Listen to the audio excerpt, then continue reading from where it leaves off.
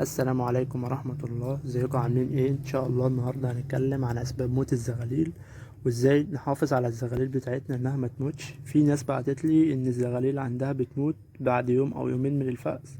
في البداية انا حابب اقول لكم ان انا كمان كنت كده، وان الزغاليل عندي كانت بتموت برضو، وكنت بواجه نفس المشكلة. بس دلوقتي عرفت العلاج، وعرفت السبب وعرفت العلاج،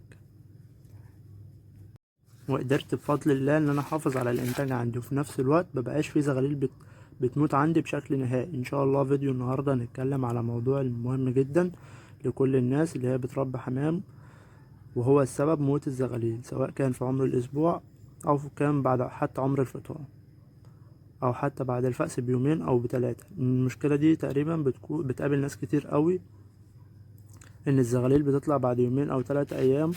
واول حاجة علشان تحافظ على الزغاليل انها ما تموتش عندك، لازم تهتم بنظافة المكان، بحيث ان انت تنظف تحتيه اول باول، وما يكونش تحتيه اي وسخ او اي بكتيريا. وعدم النظافة دي من الاسباب التي تؤدي الى موت الزغاليل بكثرة، ونقل العدوى والاسهال وامراض كتير.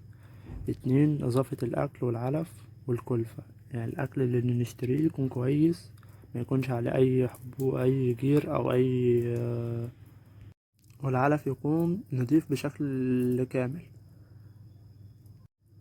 تالت حاجة معانا نظافة الماء كويس وتغييره باستمرار، لأن الماء لو مش نضيف هيعمل عندك أمراض برضو، بينقل العدوى. وفي حاجة كمان، مرض الكنكر بيجي للزغاليل في عمر أسبوع بسبب عدم نظافة الأكل والمية. 4، ونستخدم الفلاجيل كمطهر مرة أو مرتين في الأسبوع، وبكده إن شاء الله تكون بتقدر تحمي الإنتاج عندك. وبكده نكون وصلنا لنهاية الفيديو. نراجع معاكم ال4 خطوات تاني. أول حاجة نهتم بنظافة المكان.